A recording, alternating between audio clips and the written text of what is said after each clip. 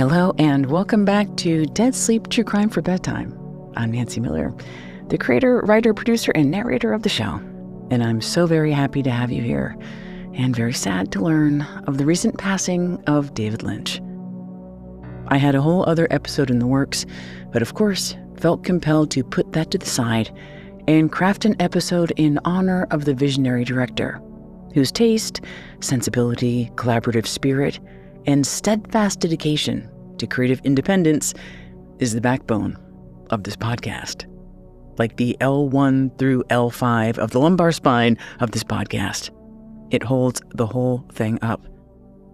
And the best way to honor David Lynch, at least for this particular true crime show made for bedtime, is to draw inspiration from his pioneering TV crime drama, Twin Peaks. In the real-life murder mystery that in part inspired Lynch and the series co-creator Mark Frost to create the series. Because there was a young woman who sparked the idea for Twin Peaks and was the basis for the blonde and beguiling on-screen teen Laura Palmer. Her name was Hazel Drew, and she was murdered in 1908. And her case remained unsolved, even after the killer of the fictional Laura Palmer was revealed. The real-life killer of the real-life Laura Palmer, that remained a mystery. That is until 2016, when two intrepid Twin Peaks fans decided that they were going to reinvestigate the murder of Hazel Drew. They hoped that maybe they could even crack the case. And after a lot of time and a lot of work, they believed they did. The saga of their investigation became a book that came out in 2022 called Murder at Teal's Pond, Hazel Drew and the Mystery That Inspired Twin Peaks.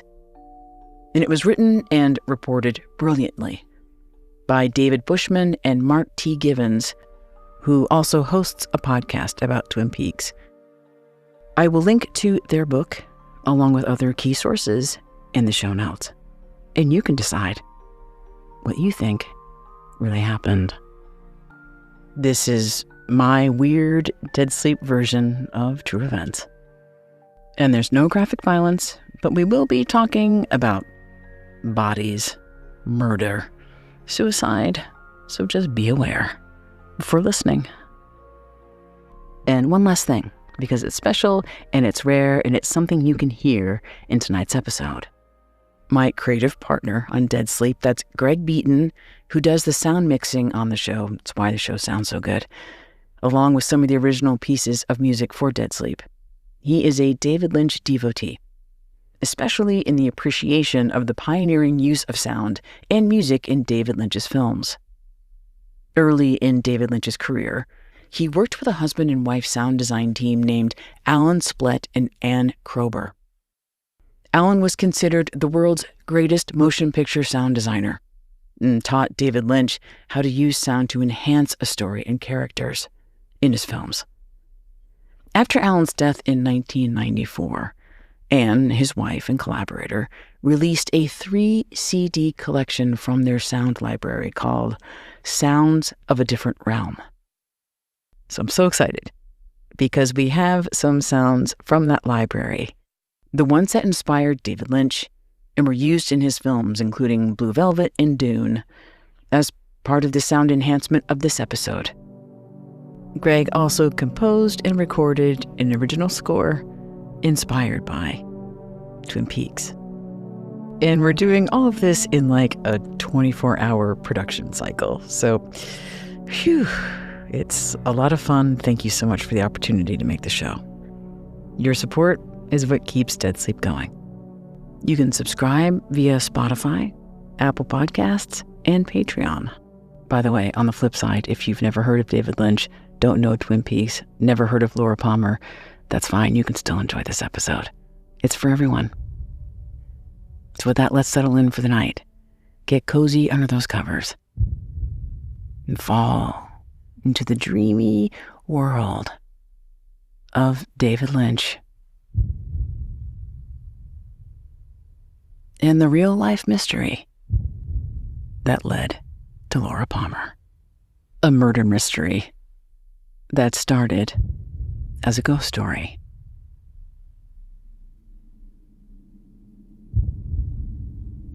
A ghost story passed down one generation to the next in the small community of Sand Lake, a rural and remote area in upstate New York. It was a chilly autumn evening, the cold glow of a full moon as the only source of light. Trudging through the woods were two local men who just drank away their paychecks from the lumber mill at the local tavern. As the two men staggered and swerved their way back to their humble mountain homes, they heard a low, guttural moan. The sound of pain. A cry of desperation. Instantly terrified, the men didn't know which way to turn. Who was that? Where was this noise coming from? The forest then opened, revealing a small pond. The surface of the water shimmered in the moonlight, and hovering just above that water was a human form. What appeared to be a young woman struggling to move, as if fighting to get free from something or someone. A phantasm that took shape right before the men's eyes. Within seconds, they stumbled over themselves to make a getaway, vowing to God, "Get us out of this, we'll never drink again." What the ghost at the lake, what she looked like exactly, they didn't see her face. If she even had one, they didn't need to. They knew who it was.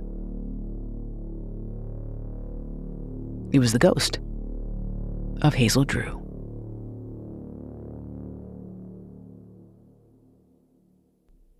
When Mark Frost first heard the story of the ghost on the lake, he was just a kid, sometime in the late 50s or early 1960s, when Mark visited his grandma Betty every summer.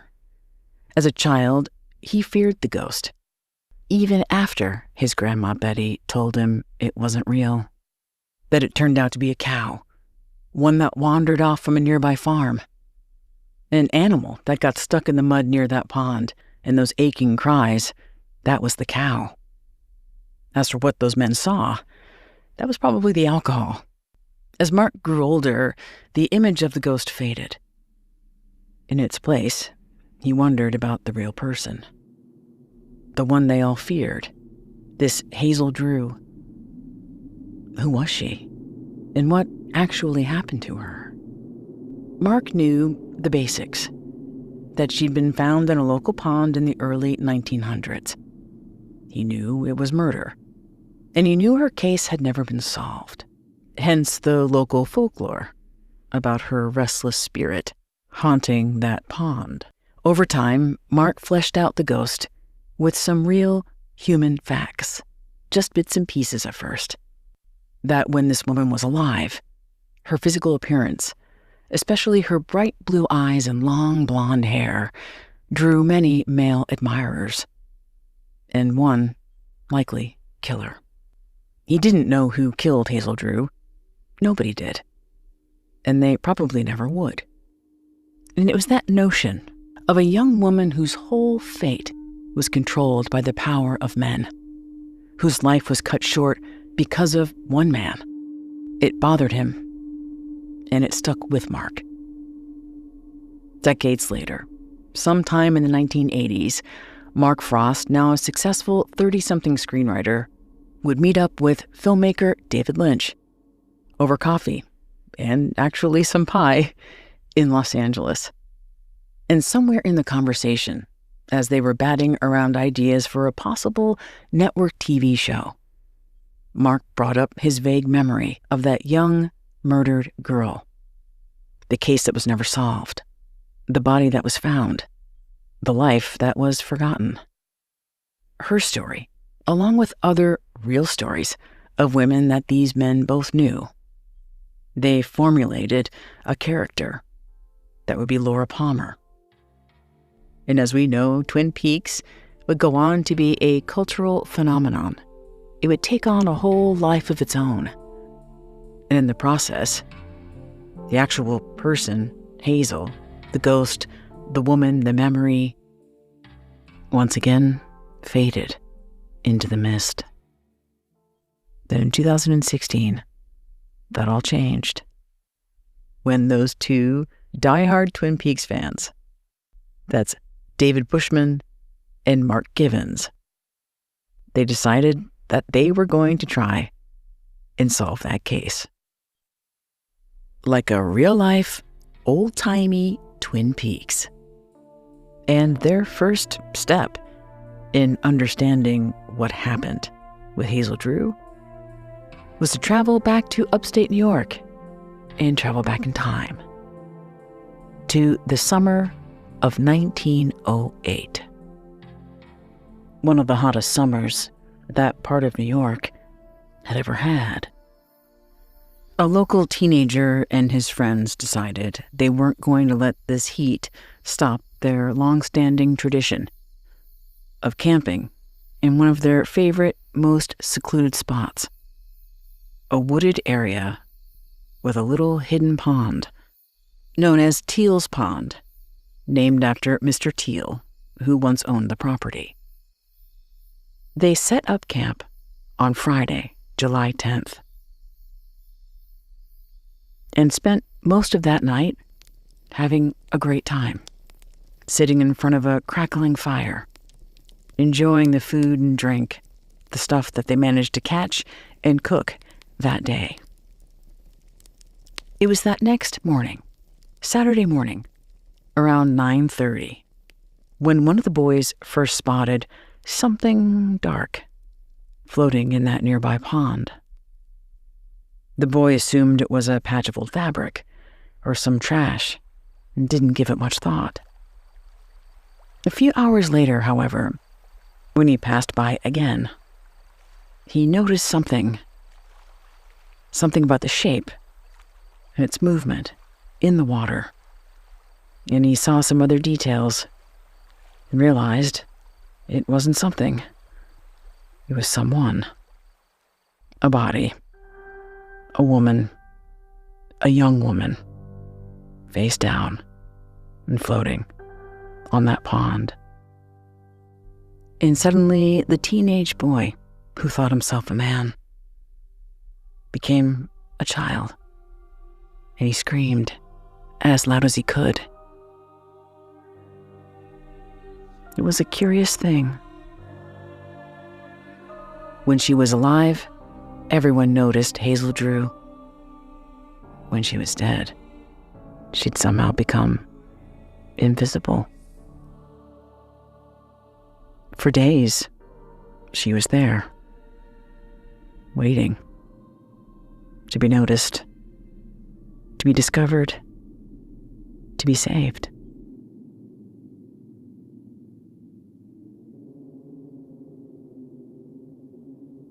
For a few minutes, the boy wondered if maybe he was wrong. Maybe she was still alive. She was face down, but she appeared to be floating. Nothing torn or out of place. Her blonde hair was arranged neatly, with large, crescent-shaped black hair combs, studded with rhinestones, still in place. But once they got help, and a local group of men, including a doctor, came and pulled her carefully from the water and turned her over so you could see her face, there was no question. And the effects of that water, of what appeared to be a few days, had rendered her features, her skin, her eyes, her face, utterly unrecognizable. So at that time, they had no idea who this woman was, or how she got here, or how she died. But some things found around the scene offered a few clues. A good distance away, they found a hat and gloves and a hat pin with the initials H on it. The immediate theory was she carefully placed those items down and then proceeded to drown herself in that water. Tragic, yes, but not entirely unheard of. Perhaps this woman had gotten herself into trouble, had, shall we say, compromised her virtue. Maybe she was pregnant, and instead of being forced to confront her own shame and disgrace, she took her own life. They agreed they needed to be careful, to not get ahead of themselves. They had to determine cause of death, and that would mean an autopsy. There was something, though, that stood out right away. That this woman wasn't some country girl from around these parts. Her clothing and overall appearance suggested she was well-to-do. Her ensemble, a full skirt, including a shirtwaist, a stylish high-necked blouse snatched in at the waist. It appeared to be store-bought, custom-made, actually, by a professional dressmaker. And that item was brand new. A local girl around here, she'd be self-sufficient. She'd make her own clothes, and there was no way she would have bought a black straw hat decorated with foot-long ostrich feathers. Her shoes were, at least at one point, shiny patent leather with a chunky 3-inch Cuban heel. Shoes so impractical around these rocky, muddy mountain areas where most of the people here farm their own land, not to mention the overall weight of a well-to-do woman's ensemble in the extra luxe Edwardian era, which was about from 1901 to 1910. Those clothes could add an additional 25 pounds of dead weight to a woman's body. When they did the autopsy, they wrote down a list of everything Hazel wore that day. And again, it's 90 degrees. She wore a black full-length overskirt, 2 underskirts, a white shirtwaist, white cotton bloomers, a corset and a corset cover, black heavy stockings that were held up with suspender garters, and then there was the unwieldy, over-the-top straw and feather hat. Even if you accidentally fell into the water, the sheer weight and volume of those garments could drag you down. No, these were city clothes from Troy, New York, a bustling mid-sized metropolis just north of Albany, and about a 2.5-hour-long train ride to New York City. Technically, Troy was about 15 miles away, but if you compare this place to that city, it was 2 different worlds. If this lady from the city did want to end her life, she sure went out of her way to go about it. Most tourists from the city went to Sand Lake. Many wouldn't even know that Teal's Pond existed. It was remote and densely wooded. Maybe she wanted to go where nobody she knew would find her, because she looked like the type of fancy lady someone would undoubtedly miss. A group of local doctors gathered to perform the autopsy. They'd quibble over a few things, but the most important thing was this: she didn't die by suicide. From what they saw, it was a head injury, some object, maybe a rock, blunt force trauma, and it created a blood clot in her brain that killed her almost instantly. There was no way she walked onto that pond and threw herself in. The scene with the hat and the gloves, they speculated it was staged to look like a suicide. There was also speculation that she might have been strangled to ensure that she was actually dead. She didn't drown, there was no water in her lungs, and they determined she was not pregnant. There were no other injuries, no signs of an attack or any type of violation, no evidence of wantonness. She was a good girl, the doctor would later say, as if putting his mind and the public's mind at ease. Nonetheless, someone desired to kill her. Maybe it was their own desire that was the motive, that she'd rejected whoever this was, and in a fury, they decided to destroy her. in a vicious and cowardly manner, striking her while her back was turned, hitting her with a rock or some other heavy object in the back of the head, just above the hairline, causing a raised contusion about the size of a silver dollar. That injury caused a blood clot in the lower right of her occipital lobe, then plunging her into that pond, washing away what they'd done. It seemed like a quick, if brutal, death, done hastily perhaps, and then quickly staged to make it look like a suicide.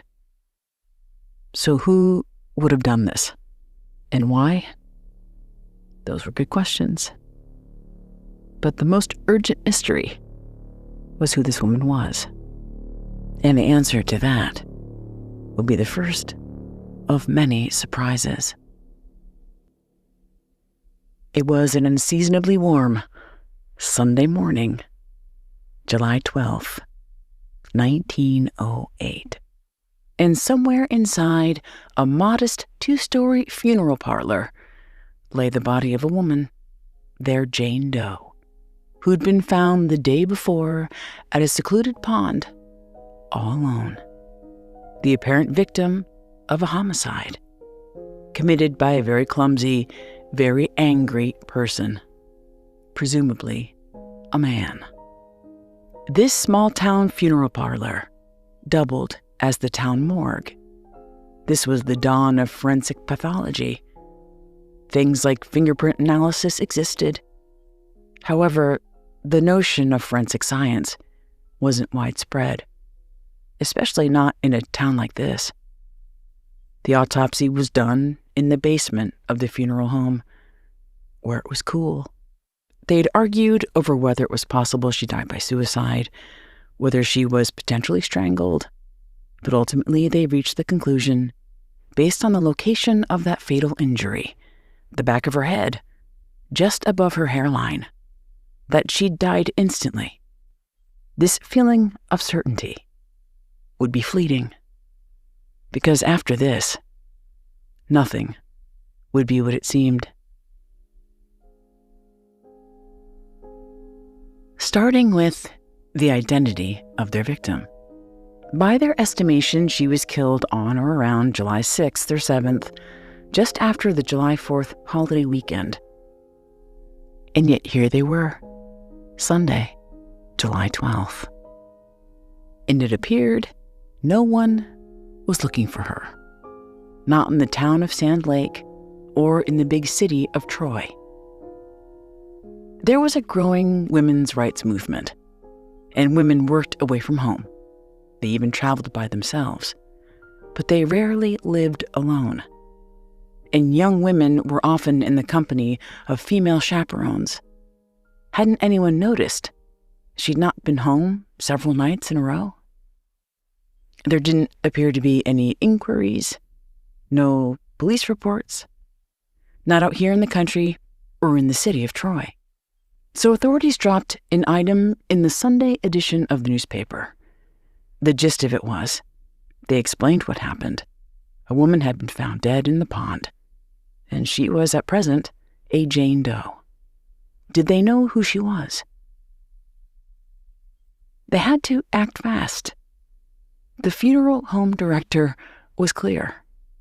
If no one came to claim her by the end of the day, he was ready to give her a pauper's funeral, pine box, unmarked grave.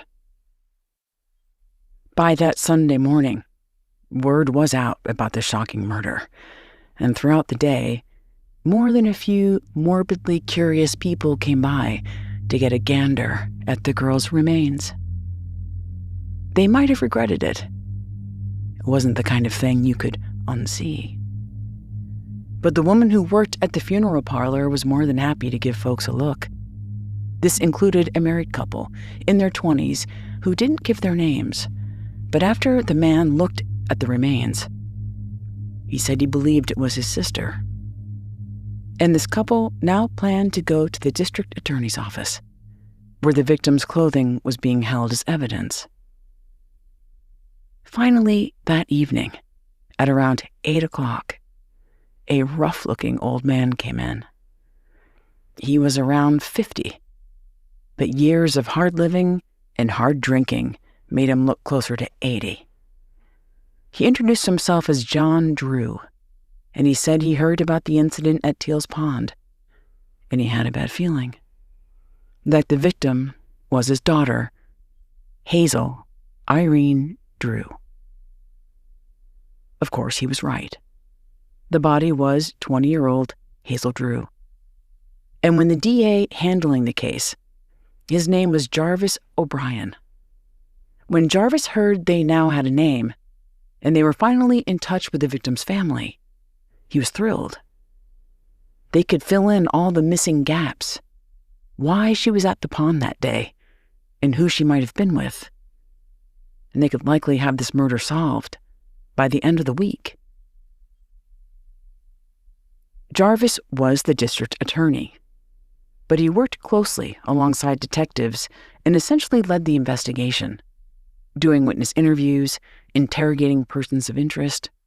Jarvis O'Brien had a reputation as a savvy, skilled, and confident lawyer, tall and handsome with thick black hair and a black mustache.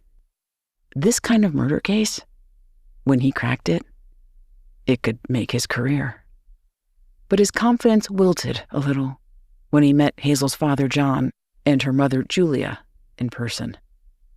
And they told the DA what they knew about their daughter, which Jarvis noticed wasn't much. Hazel wasn't close to her parents. She left home when she was 14 years old. That was about 6 years ago. Despite her outward appearance, her hat and her clothes, Hazel Drew wasn't rich. She worked as a live-in domestic servant for a prominent family. They learned Hazel was a unique combination of country and city. She was originally from the rural area. She knew Teal's Pond from her childhood, but she came of age in the city of Troy, in a working-class neighborhood called South Troy. And over the years, she kind of flitted back and forth between these two worlds, and with that came two different lives, which unfortunately for this investigation, 2 worlds, 2 lives, meant double the number of suspects. If she was killed by some admirer, some guy who'd become dangerously obsessed with her, that could be anyone. As Jarvis observed her parents, he noticed they made a good show of caring about their daughter. But their actions said something else. Her parents couldn't name any of her friends. They didn't seem to know if she was even seeing someone. One thing her mother did say that was potentially helpful was that her daughter asked to borrow $2 just before the 4th of July weekend so that she could have the dressmaker make her a shirtwaist, that blouse, the one she was found in that pond. After Hazel's parents met with Jarvis, they made quick work of stopping at the local insurance office and collecting a sizable amount of money from their daughter's life insurance policy. So the parents weren't going to add much to this investigation. But over the course of the next couple of weeks, there were scores of oddballs, characters more colorful than in Twin Peaks, who seemed capable of just about anything, including a throng of men who admired Hazel. Some of them wrote her long love letters, beseeching her to go out with them. As investigators dug into her personal life, however, she didn't appear to have a steady beau, and her closest girlfriends said she didn't have much interest in boys at that time. She had been acting strangely. Usually a conscientious young woman who planned everything in advance, who went to church, who did as she was told. Just days before she died, she made some bold moves in her life. For starters, she quit her job as a domestic servant. According to the wife of her former employer, Hazel seemed fine. Then the wife told Hazel she needed to do the washing that day. And that's when Hazel said no. And she just up and quit. In a way, you can't blame her. Doing the washing back then was hard labor, with hours and hours of work. Boiling hot water, manually scrubbing clothes and sheets until your hands were raw, wringing and hanging clothing outside, using an iron that you had to heat over an open gas flame. Maybe she yearned for a better life, and she decided, in that moment, to make it happen. This whole maneuver, however, came with risks, and it wasn't clear what Hazel's next steps were supposed to be. Because she didn't have any money, or apparently a place to stay. As a domestic servant, she lived in that household. Now where was she going to go? She arranged to have her things sent to her mother's house, but she had no plans to stay there. In between July 6th and July 7th, that was the day she died, she was spotted just about everywhere. When news spread about her possible murder, people came forward with all kinds of reports of where she might have been, saying they spotted Hazel on a train to Albany. Others said they saw her on a steamer heading to New York City. Someone else swore they saw her with a man taking a trolley close to Sand Lake. Who knew what was actually true or what was people misremembering? And none of the witnesses could explain how, in the end, she ended up at that pond. Or why? In the absence of facts, a complex narrative played out in the press. Thanks to a tabloid journalist and so-called criminologist named William Clemens. Clemens had talked himself into the investigation with outlandish claims that he could help solve the case. Jarvis and his detectives trusted him at first. They even gave him access to some exclusive evidence found amongst Hazel's things.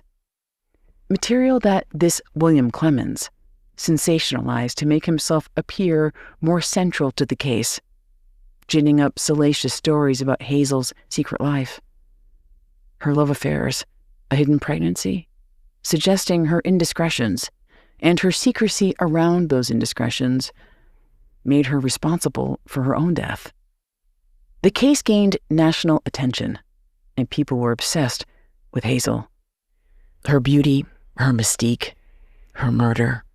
So much so, attention to the actual person slipped away. At her funeral, there were only about 10 people in attendance.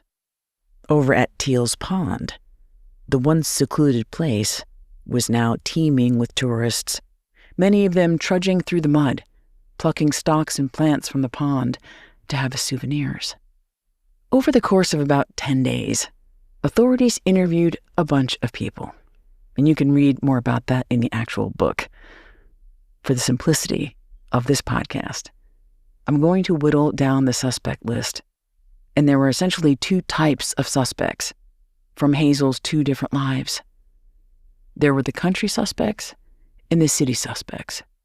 In the country suspects, they were looking at 2 men, 2 true crime male archetypes, I'll call the local yokel and creepy uncle. The local yokel was a 17-year-old kid named Frank Smith. Frank was a farmhand who knew Hazel because she still had family who lived in that area. Frank had a crush on Hazel, always had, and he didn't hide it. Whenever she was visiting relatives, Frank made a point of saying hello to her. Never missed an opportunity to associate himself with her. Except that Saturday, July 11th, when she was discovered in that pond. Investigators found out Frank was actually there that day. He stood and watched as the men pulled Hazel from the water. He likely knew it was Hazel, but he didn't say anything to anyone there or to the police later when they were trying to figure out Hazel's identity. When the police asked him why, he said he wasn't sure. Frank was a big guy and plenty strong, and he was quite obviously enamored with Hazel. But they wrote him off early on because he didn't seem very bright, like he wasn't competent enough to pull off a murder. And he kept changing his stories. He couldn't seem to keep his basic facts straight. As a witness, as a suspect, Frank was frustrating. They'd later wonder if maybe they underestimated Frank, that he'd played dumb, and in fact, Frank was a lot craftier than anyone knew. Especially when Frank suddenly remembered, days after the incident, he actually saw Hazel that very night, the night she was killed. He and a friend were in a horse-drawn wagon, and they spotted her walking by herself. He said he believed she was heading to her uncle's house. They might want to talk to her uncle. Which led investigators to the next country suspect, Hazel's creepy uncle. Her Uncle Will, from her mother's side, had a farm about a quarter of a mile away from that pond. Earlier that year, in the winter of 1908, Hazel fell gravely ill and had to leave her domestic servant job, which meant she had to find a new place to live. She must have been desperate because everyone in her family knew Uncle Will was peculiar. He mostly kept to himself, mainly because nobody could stand being around him. He was mean, cantankerous, and sometimes violent, with bouts of depression that pushed his behavior to extremes. When his wife passed away a few years earlier, Uncle Will slashed his wrists and nearly succeeded in killing himself. Since then, he'd only grown colder. But was he cold enough to hurt his own niece? Investigators believe so, especially when they discovered Uncle Will heard about his niece Hazel possibly being in that pond before anyone else in his family. He heard about it from the father of Frank Smith, that farmhand, that his niece might be dead in that pond, and yet he didn't bother to reach out to his own sister, Hazel's mother, to alert her to that news. Uncle Will had no alibi. He said he was home the night she died, rocking in his chair and smoking his pipe. Because he was alone all the time, nobody could vouch for him. Over the course of several days, they grilled Uncle Will and scoured his home for possible clues. And in the end, as hard as they tried, they didn't find anything. Eventually, they came to the conclusion that Uncle Will was a huge jerk, but he wasn't a killer. Now, all of these interviews up in the mountains, they took time because the people there didn't trust authorities and disliked city people. So who knew what the truth really was? Then there were the city suspects, who I'll call the two dandies.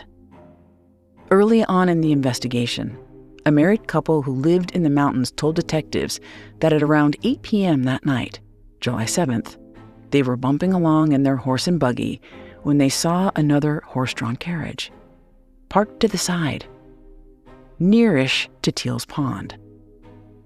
They remembered it because the carriage was a Concord wagon, which was a sleek new model nobody around there had, like the Tesla of stagecoaches, so it stood out. The man who was near that wagon, he also stood out. He had to be from the city.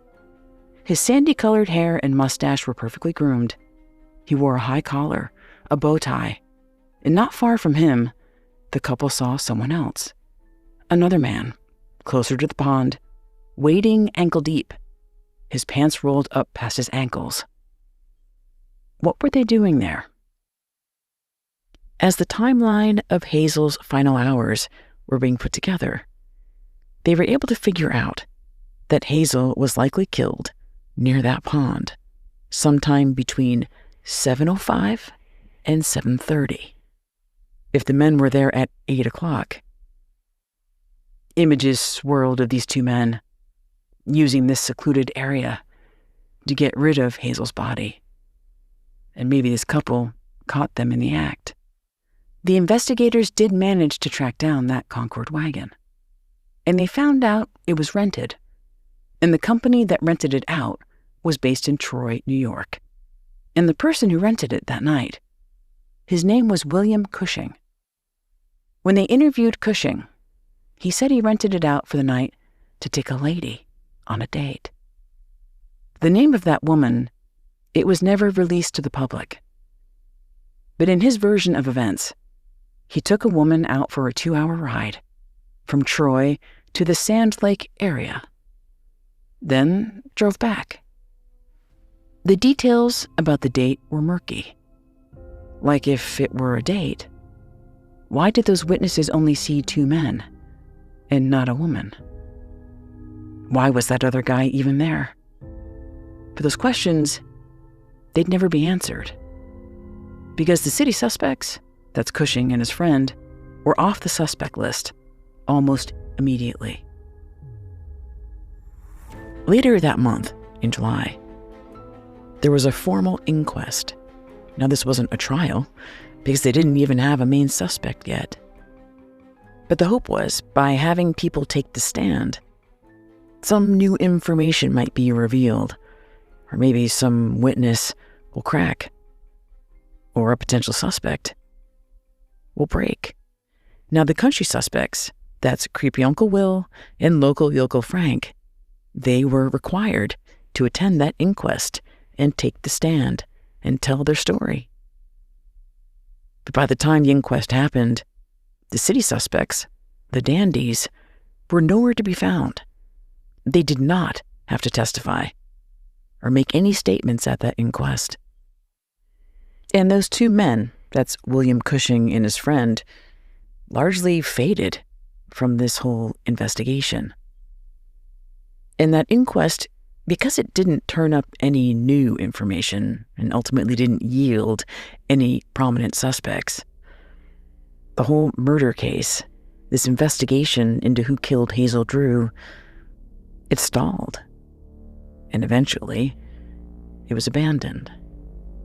And the only success that this murder case with Hazel Drew managed to have was in succeeding in the destruction of the career of District Attorney Jarvis O'Brien. A man who was not accustomed to failure was accused of botching this case. When election time came around a few months later, he wasn't reelected as district attorney, and his prominent and once promising career was essentially over. For the next 113 years, the mystery of Hazel Drew was just that, a cold case, frozen in time. Over the course of roughly 6 years, when their research began in 2016, David Bushman and Mark Gibbons revisited those witness accounts and looked deeper into some of the records, and they determined it wasn't the country suspects, not Uncle Will or Frank Smith. It was the city suspects. One in particular, William Cushing. And as they took a harder look at William Cushing and his background, they came up with a new theory, a new motive, as to why he might have killed Hazel Drew. And it's complicated. It's definitely fatiguing. And it's like something out of House of Cards, more than Twin Peaks. William Cushing didn't kill Hazel because he wanted her. He killed her because he wanted what she also wanted, which was more out of life. They discovered William Cushing was a young delegate for the Republican Party, a role that was the first rung on a long and crooked ladder of New York politics in the early 20th century, where there were 2 deeply divided parties, Democrats and Republicans who didn't see eye to eye on anything except the willful and unchecked political corruption and cronyism that was widespread in New York politics during this time. Whichever side you were on, loyalty was everything. It was, in its own twisted way, a warped meritocracy. Anyone could get in if they proved themselves to the right person. One of the plausible theories put forth in this book was a very powerful man needed William Cushing to do him a very big favor. One of Hazel's former employers, one of the political powerhouses she'd worked for as a live-in domestic servant. So what was the connection between William Cushing and Hazel Drew? Well, it turned out they were both from the same neighborhood in South Troy. In her early teens, Hazel's family moved to the working-class section of the city, and Cushing was around the same age. He came from an Irish Roman Catholic immigrant family and earned a living as a bartender. There was no doubt that the two knew each other. In their investigation, the writers of the Teals Pond murder speculate that she might have heard something she wasn't supposed to, or maybe she'd struck up a relationship, an entanglement, with someone she wasn't supposed to. The results of that autopsy were clear. Hazel wasn't pregnant when she died, but there were salacious rumors suggesting Hazel might have been pregnant earlier that year, in that winter of 1908, when she had to leave her job as a domestic worker because of some mysterious illness and stayed at her uncle's farmhouse. She never told anyone what was wrong with her. Not her employers or her close friends, not her mother. Was there a brewing scandal? And getting rid of Hazel was the only way to avoid it. She'd made herself an obstacle, one that they had to get rid of. And they asked William Cushing to do the job. Not long after Hazel's death, William Cushing landed a job as an aide to a certain prominent local politician who was Hazel's former boss. She was already making haste to get out of town. She'd quit her job. She'd sent her things to her mother's house, and she appeared to be forging all new plans. So was it possible when her old friend from the neighborhood offered her a fun little joyride in that Concord wagon that she said yes and suggested they go to Teals Pond, a place she remembered from her youth, a place she wanted to see one last time.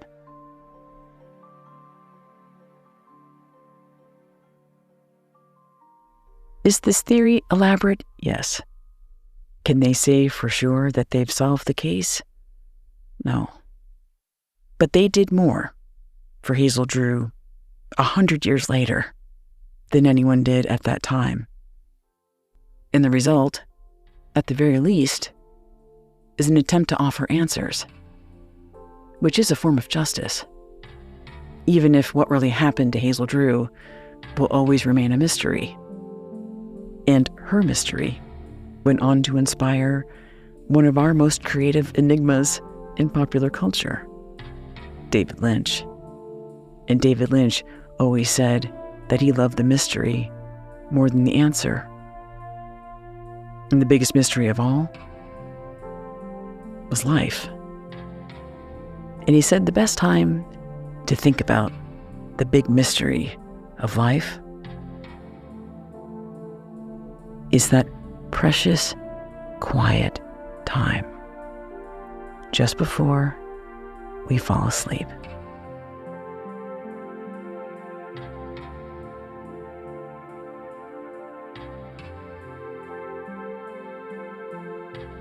Thank you so much for listening to this quick and dirty tribute to David Lynch. We'll be back next week with an all-new true crime for bedtime story. Until then, nighty-night.